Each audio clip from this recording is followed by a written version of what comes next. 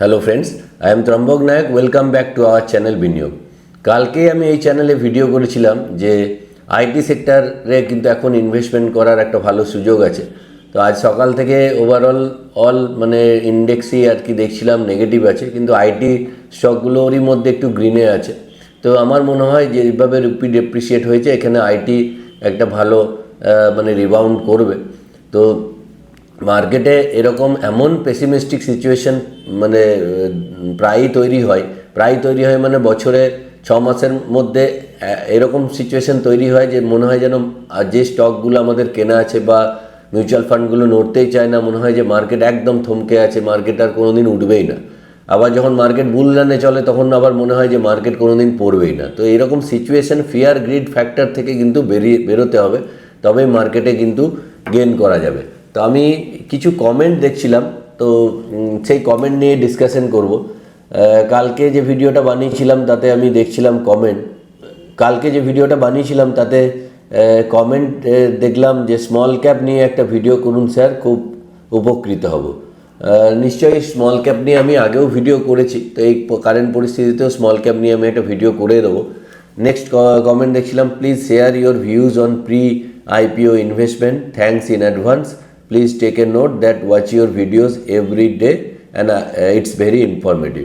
তো ধন্যবাদ আপনাকে, আপনি রেগুলার ফলো করেন। আপনি প্রি IPO ইনভেস্টমেন্ট নিয়ে মানে ডিসকাশন করতে চেয়েছেন।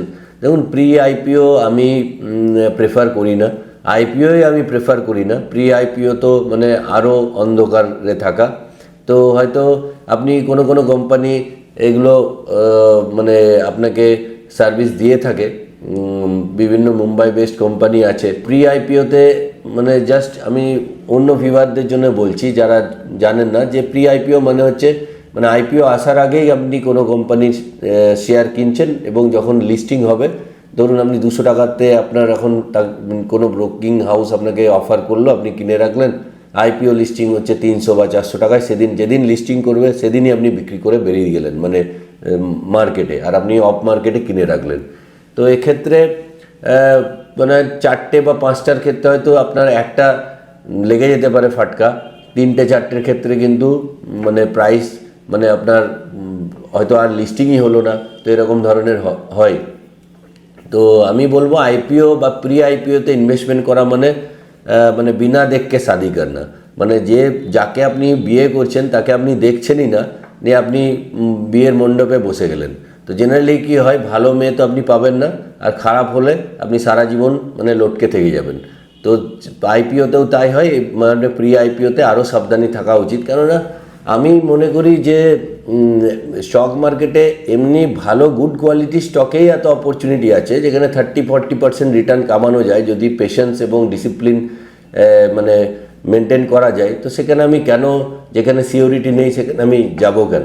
আমি এই চ্যানেলে আপনাদের শেখাতেই চাই, কিন্তু আমি আমার যদি একটা পার্সোনাল আমি ট্রেডিং অ্যাকাউন্টে আমার যদি প্রফিট লস আপনাকে দেখাই, শেয়ার করি যে স্টক মার্কেটে আমি কীভাবে, ধরুন আমার এই বছর 2025-26-এ এখনও পর্যন্ত আমার শর্ট টার্ম গেইন এসছে। এটা আমার একটা অ্যাকাউন্টের আমি দেখাচ্ছি, আমার 6টা ডিম্যাট অ্যাকাউন্টে আলাদা আলাদা স্ট্র্যাটেজিতে আমি ট্রেড করি।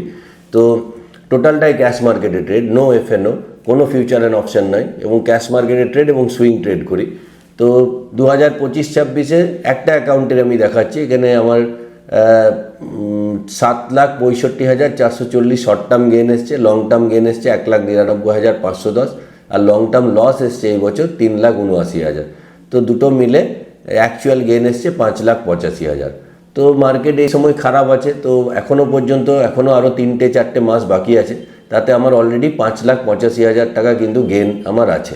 আমি যদি ঠিক আগের বছর আপনাকে দেখাই 2024-25-এ, দেখুন আমার টোটাল গেইন এসেছিল 11,36,000। আগের বছরও মার্কেট কিন্তু এমন কিছু ভালো যায়নি, মানে অক্টোবরের পর থেকেই মার্কেট ডাউন ছিল। তো শর্ট টার্ম গেইন ছিল 54,000, লং টার্ম গেইন ছিল 10,81,000, আর short term loss, long term loss 0।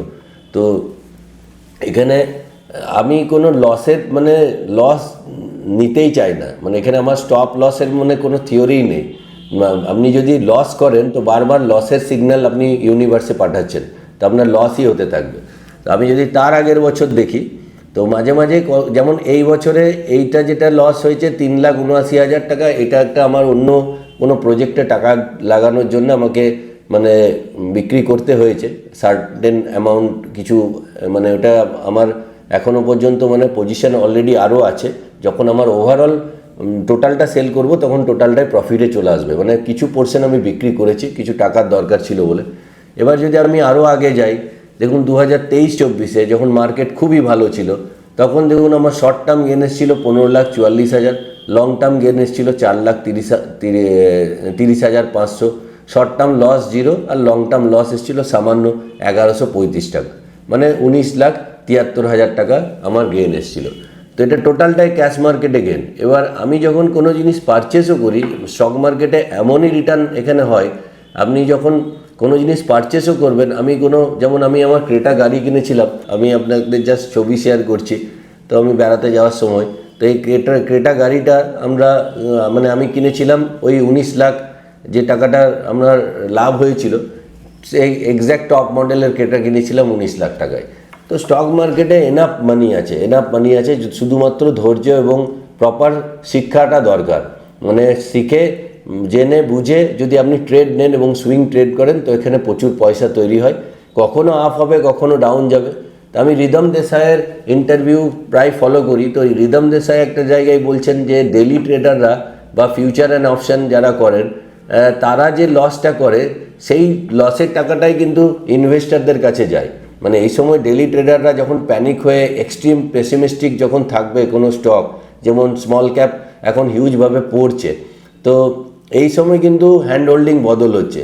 Investor দেখবেন কোনো দিন লস করে না। আপনি যখন সুইং ট্রেড করবেন 9 মাস, 1 বছর, 6 মাস, 3 মাস, কোনো স্টক আপনি কিনলেন 3 মাসে প্রফিট আসতে পারে, কোনো স্টকে 9 মাসে প্রফিট আসতে পারে, কোনো স্টকে 12 মাসও লাগতে পারে, কোনো স্টকে 1.5 বছরও লাগতে পারে, কিন্তু লস হবার কোনো মানে চান্সেসই থাকবে না যদি আপনার রিসার্চ সলিড থাকে। তো এখানে আমি আপনাদের একটা স্ক্রিনশট দেখাতে চাই, খুব মজার স্ক্রিনশট। তো এখানে যে ফিউচার অ্যান্ড অপশান একটা অ্যাকচুয়ালি কিন্তু একটা অ্যাডিকশান, মানে ইটস লাইক এ কোকেন, একবার ধরে গেলে ছাড়ে না। আমি অনেককে দেখেছি মানে মানে টার্মিনালে বসে থাকে 55-60 বছর বয়স, তারা হয়তো শুরু করেছিল 40-45 বছর থেকে এফএনও, তো মাইনে পায় যেটা মাইনেটা যা খরচ সংসারে যেটুকু খরচ হয় বাদ বাকি টোটাল টাকাটাই এফএনও অ্যাকাউন্টে আসে, তাদের সেই প্রথম দিনকার 20 বছর আগেকার যেটা অ্যামাউন্ট নেটওয়ার্থ আজকে সেই অ্যামাউন্টই নেটওয়ার্থ। মানে কিছুদিন এমন লস খায়, ধার দেনা করে বিরত থাকে 6 মাস, আবার 1 বছর পরে সে মার্কেটে আবার আসে, আবার লস দিয়ে যায়।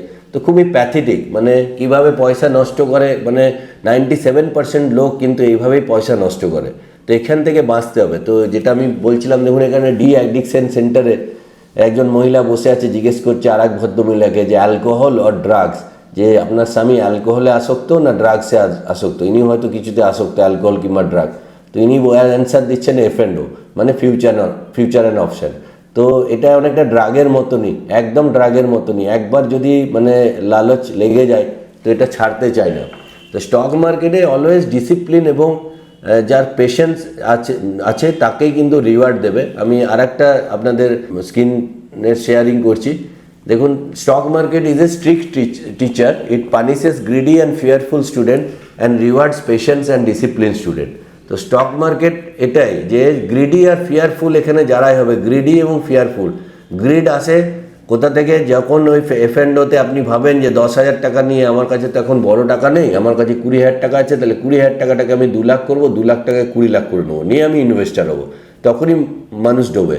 আর ফিয়ারফুল হয় কখন, যখন 20,000 লাগালেন চলে গেল, আবার 20,000 লাগালেন টোটালটাই চলে গেল, বা কোনো একবার পেয়ে গেলেন, নিয়ে পেয়ে আবার আপনি এত উৎসাহে আরও বড় টাকা লাগিয়ে দিলেন, নিয়ে টোটালটাই লস হয়ে গেল, তখন ফিয়ার চলে আসে। তো এগুলো থেকে বাঁচতে হবে, আপনাকে পেশেন্ট আর ডিসিপ্লিন হতে হবে, তাহলেই কিন্তু এখানে স্টক মার্কেট রিওয়ার্ড আপনাকে দেবে। তো যেমনভাবে আমি আমার প্রফিটের অ্যামাউন্টে লাস্ট 2 বছর আগে আমি ক্রেটা কিনেছি, ইন ফিউচার নেক্সট হয়তো 26-27 বা 27 আসে আমার আরও বড় টাকা প্রফিট আসবে, তখন আবার যদি কিছু মনে হয় কিনবার তো কিনবো। এবং কখন আমি লোন করে জেনারেলি কিনি না, আমার গুরুদেব বলেন যে লোন মতলব না লো, মানে লোন LOAN উল্টো যদি করে দেন তাহলে না লো, গুজরাটিতে এটাই বলে। তো লোন করে কোনো জিনিস কেনার থেকে বার্ডেন নিয়ে লাভ নেই, ওয়েট করুন। মানে আপনি যখন লোন করছেন মানে কি, আপনি ফিউচারটাকে আগে ভোগ করতে চাইছেন, তো এটা কিন্তু বার্ডেন হয়ে যায়। লোন নেওয়া খুব সহজ, কিন্তু ইএমআই পেমেন্ট করা খুব কঠিন। তো আমি পারতপক্ষে চেষ্টা করি, এবং চেষ্টা করি না, আমি এটাই সিগন্যাল ইউনিভার্সে পাঠাই যে লোন একমাত্র হাউস বিল্ডিং লোন ঠিক আছে, যখন হয়তো হিউজ টাকার দরকার, আপনার বাড়ি নেই, সেক্ষেত্রে আপনি লোন করতে পারেন। কিন্তু নর্মাল কোনো, যেখানে লাইবিলিটি আমি কিনছি, গাড়ি মানে আমার লাইবিলিটি, কালকে আমার গাড়ির দাম কিন্তু দিন দিন কমছে, তো হাউসের দাম কিন্তু বাড়ে, তো যেখানে লাইবিলিটি মানে কিনছেন সেখানে তো লোন করা উচিতই নয়। কালকে ডেটে আপনার মনে হতেই পারে একটা ভালো গাড়ি হয়তো কিনবো, ফরচুনার কিনবেন বা কিছু কিনবেন, তো ফরচুনার কিনতে গেলে স্টক মার্কেট থেকে রিটার্ন এনে সেই টাকাতেই ফরচুনার কিনবো, না হলে কিনবো না। তো এরকম রেজুলেশন থাকা দরকার, তবেই কিন্তু আমরা সাকসেস আমাদের আসবে। আরও একটা স্ক্রিন আপনাদের শেয়ার করছি, দেখুন এখানে একটা সুন্দর পিকচার, মানে এগুলো মোটিভেশনাল, মানে মোটিভেশনে কাজ করবে, সেই জন্য আপনাদের সঙ্গে শেয়ার করছি। A poor kid once told a billionaire, I am going to be rich, everyone laughed except the billionaire. মানে এই গরিব বাচ্চাটা, ইনি হচ্ছেন বিলিয়নিয়ার, এর কাছে ছোট বাচ্চা বলছে আমি একদিন বড় হয়ে রিচ হব, তো সবাই হাসছে যে কি করে রিচ হবে, এক্সেপ্ট দ্য বিলিয়নিয়ার। কিন্তু বিলিয়নিয়ার কিন্তু মন দিয়ে শুনছে। মানে দেখুন, আপনার কাছে আজকে টাকা নাই থাকতে পারে, জিরো অ্যামাউন্ট থাকতে পারে, কিন্তু আপনার যদি প্যাশন থাকে, জিল থাকে, শিখবার ইচ্ছা থাকে, এবং প্রপার যদি আপনি গুরু খুঁজে পান, সেখান থেকে যদি আপনি শিখতে ধীরে ধীরে স্টক মার্কেটকে অ্যাজ এ বিজনেস হিসেবে নেন, তো এখানে প্রচুর বড় পয়সা তৈরি করা যায়। মানে সেটাই আমি আপনাদের কনফিডেন্স দিতে চাই। আমি এই চ্যানেলে কোনো রেকমেন্ডেশন আমি করি না, আমি এই চ্যানেলে আপনাদের জাস্ট কনফিডেন্স দিতে চাই এবং শেখাতে চাই, যাতে করে আপনি নিজে শিখে আপনারা নিজে সাকসেস আনতে পারেন। আর যতক্ষণ না আপনি শিওর থাকছেন না, স্টক মার্কেটকে অ্যাভয়েড করাই ভালো। এখানে ইউটিউবেও আমি দেখেছি বেশিরভাগ লোক, 99% লোক থিওরি শেখাবার লোক। অনেকে বলবে যে মোটা বই পড়তে হবে স্টক মার্কেটে, এই থিওরি, এই অ্যানালিসিস, এগুলো দেখুন, এগুলো ইগো থেকে আসে। মানে আপনাকে বলতে পারে যে আমি এই জানি ওই জানি। স্টক মার্কেটে খুব সিম্পল জিনিস, স্টক মার্কেটে ধৈর্য এবং ডিসিপ্লিন, বেসিক কিছু জিনিস যদি শিখে, যদি নিজের জীবনকে অ্যাপ্লাই করা যায়, নিজে যদি আপনি ইন জেনারেল লাইফে ডিসিপ্লিন হন, তবেই কিন্তু স্টক মার্কেটে আপনার রিটার্ন আসবে। আর বেশিরভাগ কোর্স বিক্রির জন্য মানে আমি তো দেখছিলাম অনেক সেবি ভালো লোককে ধরপাকড় চলছে। তো কিছু মানে স্টক মার্কেটের বিরাট টাইকুন, মানে যারা ফেসবুক থেকে শুরু করে বিভিন্ন জায়গায় অ্যাড দেখছিলাম, তো তাদের নিজের অ্যাকাউন্টেই 6.5 কোটি টাকার লস। তো সেখানে এমন অ্যাড দিচ্ছে যে 6 মাসে টাকা ডবল হয়ে যাচ্ছে, 1 বছরে ডবল হয়ে যাচ্ছে। তো এরকম লোভে পড়ে, কোনো কোর্সের ফান্ডে পড়ে কিন্তু মানুষ আরও সর্বনাশ হচ্ছে। তো এগুলো থেকে বাঁচতে হবে, নিজেদের পড়াশোনা স্টার্ট করতে হবে, আর প্রপারলি মানে মেথড ওয়েতে আপনাকে ট্রেড করতে হবে বা ইনভেস্টমেন্ট করতে হবে। নিজেকে কোশ্চেন করতে হবে যে আমার পক্ষে কোনটা সুইটেবল। এবং আমি কখনোই সাজেস্ট করব না আপনাকে যে ফিউচার অ্যান্ড অপশান একদমই না করা। ক্যাশ মার্কেটে এত সুন্দর রিটার্ন আসে, যেখানে অত রিস্ক নেওয়ার দরকারই নেই। আর যতদিন পর্যন্ত না আপনি শিওর হচ্ছেন, ততদিন আপনি ড্যামি ট্রেড করুন। মানে স্টক মার্কেটে ড্যামি ট্রেড করুন, আপনি ট্রানজ্যাকশন করবেনই না, আপনি খাতায় লিখে ট্রেড করুন, যেটা আমি নিয়ে রাখলাম, দেখি 3 মাস পরে কি হয়, তারপরে আস্তে আস্তে কনফিডেন্স এলে তারপরে নেমে ট্রেড করুন।